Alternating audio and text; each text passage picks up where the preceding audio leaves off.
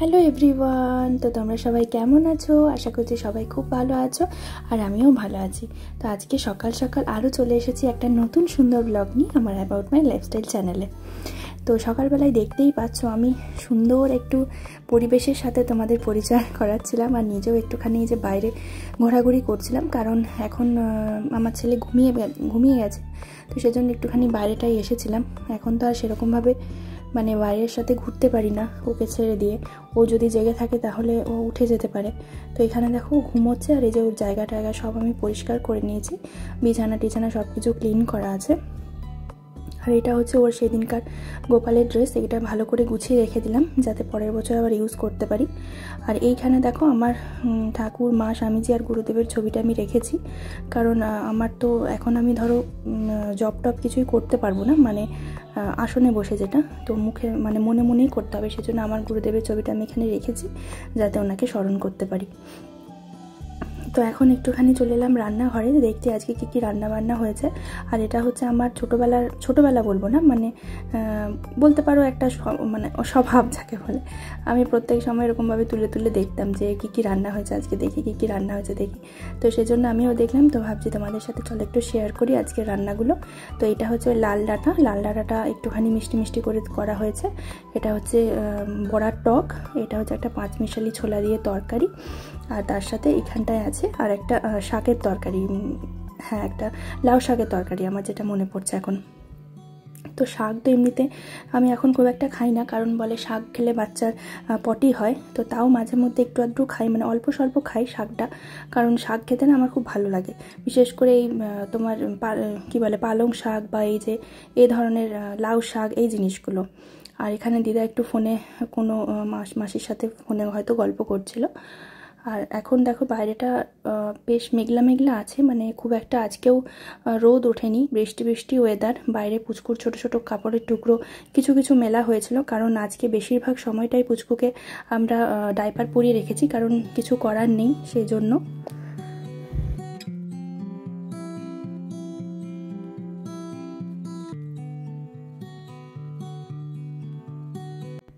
তো এখন আমার পুচকু সোনা উঠে গেছে ঘুম থেকে, তো এবার ওকে ভালো করে আমি কোলে তুলবো, কোলে তুলে ওকে আদর করব, আদর করে ওকে খাওয়াবো, মানে খিদে যদি পেয়েছে তাহলে ওকে খাওয়াবো।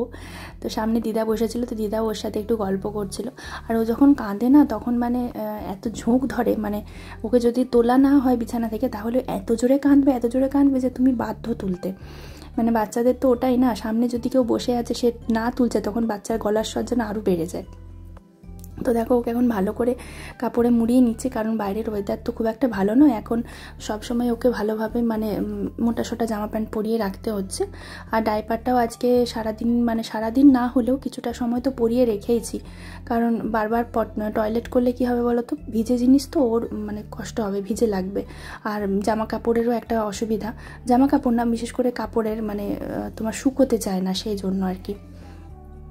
তো ওকে একটুখানি ভুলিয়ে তারপরে খাওয়া দাওয়া করি, আমি এখন যাচ্ছি এখানে স্নান করতে। তো আজকে মানে একটুখানি বেলা হয়ে গেছে, পুচকুকে দেখে তারপরে তো স্নান করা, আর দেখো স্নানও হয়ে গেছে কথা বলতে বলতে।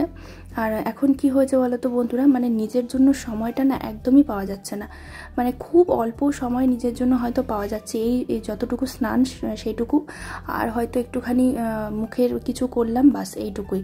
মানে আগে যেটা একদম সারাটা দিন নিজের জন্য একটা সময় ছিল, প্রত্যেকটা মেয়ের হয়, বিয়ের পরে বা বিয়ের আগে, বিয়ের পরেও হয় সেটা আমি বলবো না, সারাদিনের কাজকর্মের পরে নিশ্চয়ই নিজের জন্য কিছুটা সময় সব মেয়েরই থাকে, বিয়ের আগে তো থাকেই থাকে, তবে বাচ্চা হওয়ার পরে না জিনিসটা যেন একেবারেই কমে যায়, মানে খুবই কমে যায়। আমি ধরো বাপের বাড়িতে আছি, আমার সাথে এত লোকজন, তাও যেন আমি নিজের সাথে মানে সময় পাচ্ছি না। তো এটাই একটা মানে মেয়ের বলতে পারো ট্রান্সফরমেশন, বিয়ের আগে একটা মেয়ে কীরকম থাকে, বিয়ের পরে তার কীরকম একটা লাইফ হয়ে যায়, আর সন্তান হওয়ার পর তো তার লাইফটা মানে সব দিক থেকে চেঞ্জ হয়ে যায়, সব দিক থেকে। এক তো নিজের সব থেকে প্রিয় ঘুমের ত্যাগ করতে হয়, যেটা আমার সব থেকে প্রিয় জিনিস ঘুম, সেটা এক ধরনের ত্যাগই হয়ে গেছে, মানে কতদিন যে শান্তিতে ভালো করে সারা রাত ঘুমোয়নি সে আমার খেয়াল নেই, সে তো গেল। তার সাথে সাথে ধরো চুলের একটা হয়, এখন আমার চুলের গ্রোথ হয়তো আছে, কিন্তু আস্তে আস্তে বলে বাচ্চা যত হাসে তত মায়ের চুল ঝরে, এরকম একটা কথা আছে। তো আস্তে আস্তে চুলও ঝরে যাবে। হ্যাঁ, তার সাথে ধরো একটা উইকনেস থাকে, তার সাথে এমনি একটা খিটখিটে মেজাজ হয়ে যায়। তো নানা ধরনের প্রবলেম, খাওয়া দাওয়ার অসুবিধা, ভালোভাবে নিজের মনের মতন খাওয়া যায় না।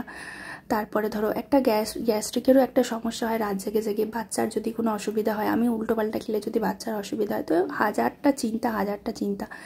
তো সেটাই মানে এখন আমি ভাবছি যে যারা ধরো মা হয়েছে আগে, তারাও অনেকটা স্যাক্রিফাইস করে, বা যাদের ধরো মানে একটা থেকে বেশি বাচ্চা হয়, অনেকের টুইন বেবি হয়, অনেকের আরও পরে যারা বেবি নেয়, সেকেন্ড বেবি আর কি। তো তাদের ক্ষেত্রে তো বিষয়টা আরও জটিল।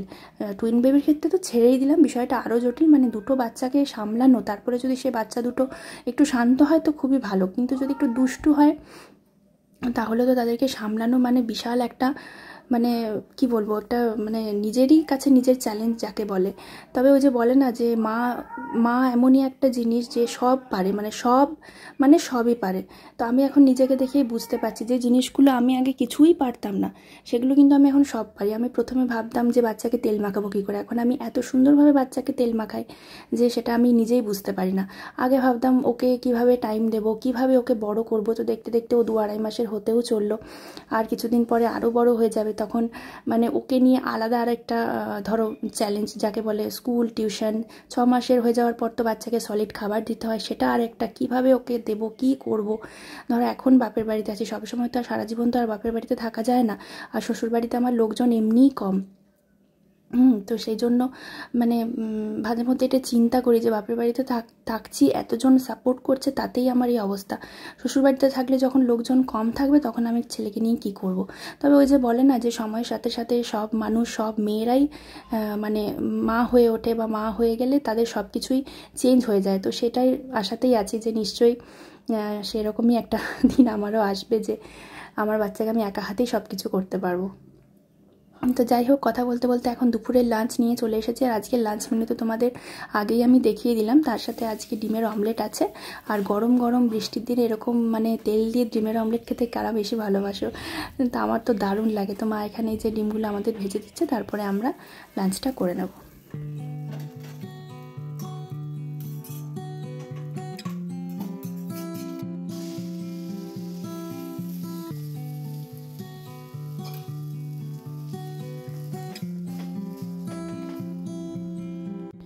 গুড ইভিনিং বন্ধুরা। তো সন্ধ্যাবেলায় আজকে নিজের জন্য অনেক দিন পরে একটু সময় বার করেছি, তো একটুখানি বাইরে যাচ্ছি। মানে একটুখানি নিজেরই কাজ ছিল, যেটা হচ্ছে 2-1টা শাড়ি ছিল যেগুলো আমি ফলস পিকো করতে দেবো পুজোর জন্য, কারণ সামনে তো ধরো পুজো আসছে, আর এবার আস্তে আস্তে একটুখানি এইসব জিনিসগুলো করতে হবে, না হলে টাইমের মধ্যে না শাড়িটারি পাবো না। তো এই বছর তো ধরো আমি সেরকমভাবে পুজোতে কিছুই নিতে পারবো না অংশগ্রহণ, মানে অঞ্জলি দেওয়া বা মন্দিরে ওঠা বা কিছুই করতে পারবো না, যেহেতু বাচ্চার এখনও 6 মাস হয়নি। তো সেই জন্য আমাকে এবছর দূর থেকেই মাকে দর্শন করতে হবে। তো সেজন্য এখানে কিছুটা আমার স্বাদে পাওয়া কয়েকটা শাড়ি ছিল, তো আরও শাড়ি আছে আমার। তো এগুলো যেগুলো আছে সে মানে সবগুলো আমি ইউজ করছি না এবছর, যে কয়েকটা নিয়ে এসেছিলাম সঙ্গে করে সেগুলোই এখন ফলস পিকো দিতে দোকানে দিয়ে দিলাম। তারপর দেখলে কয়েকটা ওষুধ নেওয়ার ছিল, আমারও নেওয়ার ছিল, আমার পুচকুরও নেওয়ার ছিল। তো ওষুধ নিয়ে তারপরে বাড়ি চলে এসেছি। আর আজকে না একটুখানি ফুচকা খেয়েছি, কারণ কি বলতো, দেখে একদমই লোভ সামলাতে পারছিলাম। তো ভগবানকে ডেকে যে ভগবান আমি খেলে যেন আমার বাচ্চাটার কোনো অসুবিধা না হয়, সেইভাবে আমি একটুখানি খেয়ে নিয়েছি। কারণ কি বলতো, মাঝে মধ্যে হয়ে যায়, তাই না, মানে সামলানো যায় না, মানুষই তো। তো সেজন্য একদিন একটুখানি খেয়ে নিই। আর এই ফুচকা টুচকা আমি বহুদিন পরেই খেলাম, অল্প করে খেয়েছিলাম। তো এখানে দেখো রাতের খাবার নিয়েও চলে এসেছি। রাত্রে ডিনার আজকে দেখলে কী ছিল। তো এখানে এখন আমি খেয়ে নিচ্ছি, আর পুচকুরও খাওয়া হয়ে গেছে। ভাই আমি দুজনে বসে বসে এখন খেয়ে নিচ্ছি। তারপরে আবার মাসি ওকে একটুখানি ঘুম পাড়ানোর চেষ্টা করছিল, তারপরে আমি খেয়ে নেবো। আমি খেয়ে ওকে ধরবো, ওকে ঘুম পাড়াবো, তারপরে মারা খাবে।